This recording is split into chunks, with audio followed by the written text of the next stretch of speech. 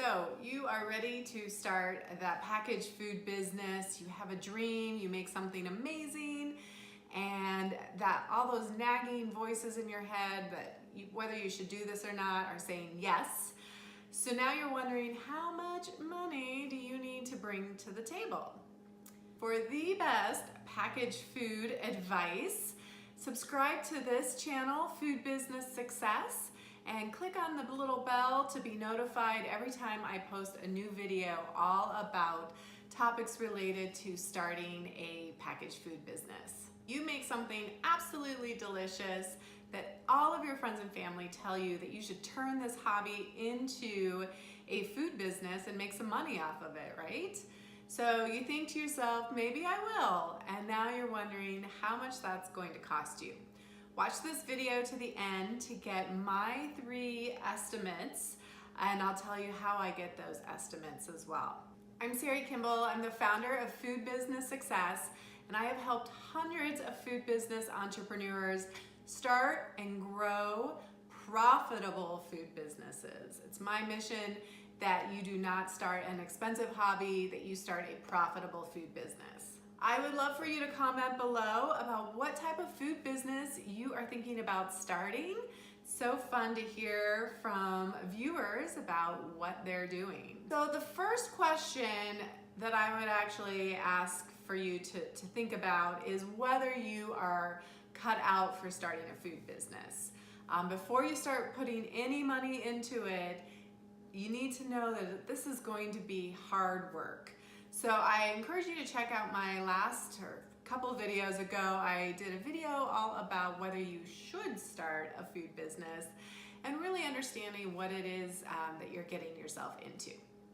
But let's say you already watched that video and you're saying, yes, I am cut out to do this and I want to do this. So then the next thing you need to ask yourself to get to those costs are, what are the sales channels that I want to go into? And I usually ask clients to just look ahead at the first year. Ultimately, I do want you to do a 3-year plan as well. But remember, we are just getting this product launched. We're doing what's called an MVP, our minimum viable product. So we want to just have the bare minimum to be legal, to get a product out there, because I guarantee you're gonna make tweaks and changes along the way, which you should be doing. Okay, so a couple of things are going to determine how much money you need to start this business. The first one is, what are your goals for launching? So this is really your sales channels. So you have a couple of options. Of course, farmers markets are the traditional path. You might want to do e-commerce, and then you might want to go into wholesale, which means that you're selling the product to another party, so you're the third party, and then they are turning it around and selling it directly to the customer. So you can do a blend of those for sure when you start, but I do personally recommend that you start at a farmer's market.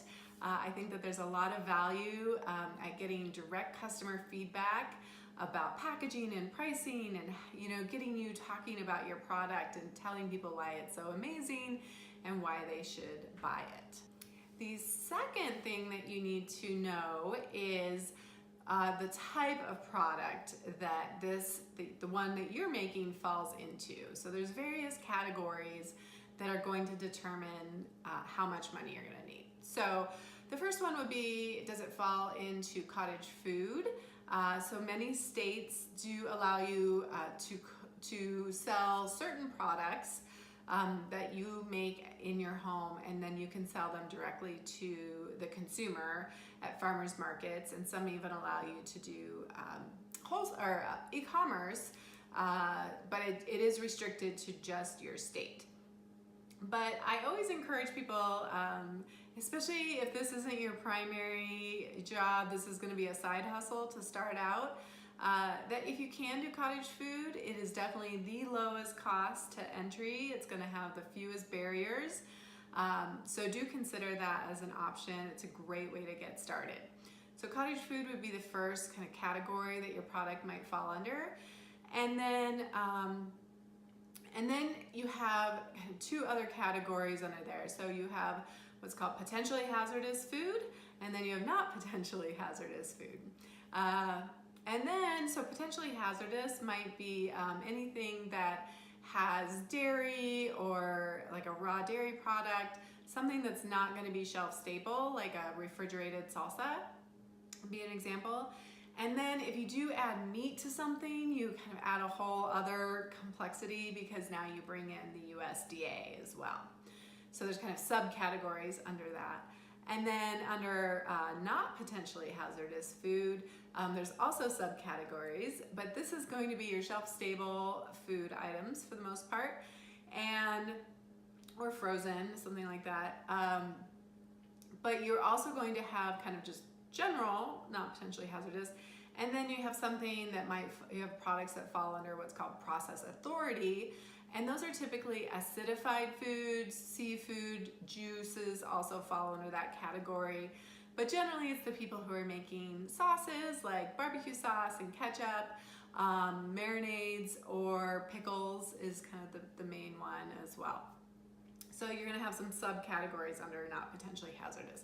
So all of these things are going to determine how much money you are going to have to spend to just get that MVP product. There's no question that if you're starting a granola product, it's going to be a much different number than if you are starting something with dairy in it, like cupcakes with buttercream frosting, or something with meat in it, or pickles. So your product is definitely going to determine the amount of money that you're going to need ahead of time. And do be sure to check out all the videos on this channel, because I do talk about all of these product types more in depth, so you can really understand what you fall into based on the kind of food or drink that you are making. All right, so let's get into the numbers piece. So if you're doing cottage food, like I mentioned, it's definitely gonna be the lowest price point to entry. So I typically recommend that you want about $500 to $1,000 in the bank to get that started. And that's gonna cover some of your business setup fees. It's going to be your food safety course. It's going to be your cost of goods sold, so that's your ingredients and your packaging. And then it'll also cover things like market fees. And if you decide to start a website and do some e-commerce, then it'll cover website fees. So that's kind of the range. You know, if you don't have a website right away, it's probably on the little bit lower end. Depends on how many markets you're doing, that kind of thing. So then under wholesale, we would call what's a wholesale license. In many states, that wholesale license will cover you for direct-to-consumer sales. So you can also do farmers markets and e-commerce under one license, which is great. So definitely follow that path if you are a not potentially hazardous product. Okay, so let's talk, before I give you the number for this, so we're talking not potentially hazardous, a wholesale license. So let's talk about some of the things that you're going to need to pay for to have that MVP product. So you're gonna have your licenses, or your one license. You're going to have your kitchen fees and insurance that's gonna come along with that. You are going to have your cost of goods sold, like I mentioned. You're gonna have process authority if you are an acidified food, a juice, a seafood product. And there will be some additional food safety trainings that you'll have to pay for, and additional testing under that. You're gonna have graphic design, because you do wanna create a brand and a logo and a label that's all FDA approved. You're gonna have marketing materials if you are doing wholesale, or your booth fee, your booth as well. You're gonna wanna have a nice tablecloth and signs and things like that, displays. And then you'll still have, you will have some sales fees in there. So think about your time to go, if you're doing wholesale, to go run around and to be meeting with buyers and doing samples and having a sales sheet. And just your time and the gas and that kind of thing will be an expense. Your time is money.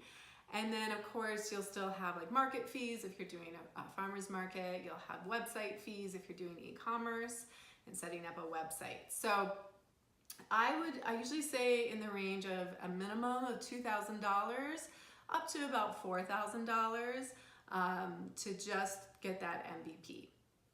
So then if you are a potentially hazardous food, and let's say you want to also do farmers markets, if you're a potentially hazardous food and you only want to do wholesale, then you can just get the wholesale license, generally speaking.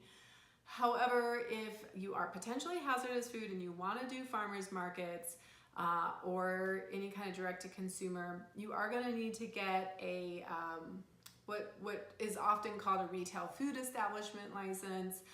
It might be called something a little bit different in your state, but it's usually through your county. And so this does regulate those direct sales that are potentially hazardous. So let's say you make a refrigerated salsa. It's not shelf stable, it's not acidified. Then you are going to need to get that additional license. It can be quite a bit more expensive. So you're going to have all the things above that we talked about for not potentially hazardous foods. And then if you add meat, then you are going to have some additional USDA oversight, which means that you need to have an inspector there when you are making your product. It doesn't actually cost you money to pay for that inspector as long as they're within like a traditional working hour time. They have kind of a limited hours that they work at no charge, but then if you need to have them there on other times, there's some additional label oversight. So having that USDA adding meat definitely creates a few more complications and additional costs. So potentially hazardous food that you do want to sell wholesale potentially and also direct to consumer, I typically say at least $3,000, so $3,000 to $6,000. So those are kind of my ranges for you. Not set in stone, of course. It's going to depend on, are you going to pay a graphic designer or a web designer to really go big? Are you going to do some advertising, Facebook posts, things like that? When you really want to start going bigger into e-commerce, advertising dollars definitely matter. So, what other questions do you have for me about starting a packaged food business? Please let me know in the comments. Are you ready to start your food business? Get my free business step-by-step checklist to help you avoid wasting time and money. The link is below, it's free, and it'll get delivered right to your inbox. Also, if you want to join a community of food businesses getting the answers they need quickly and correctly, check out my monthly membership option, and that's at foodbizsuccess.com. It includes 2 live calls with me and access to a private Facebook group, so you get that expertise you need to keep your food business moving forward on track. If you like this video, please let me know by liking below, subscribe, share it, and comment, and let me know what kind of food business you're starting.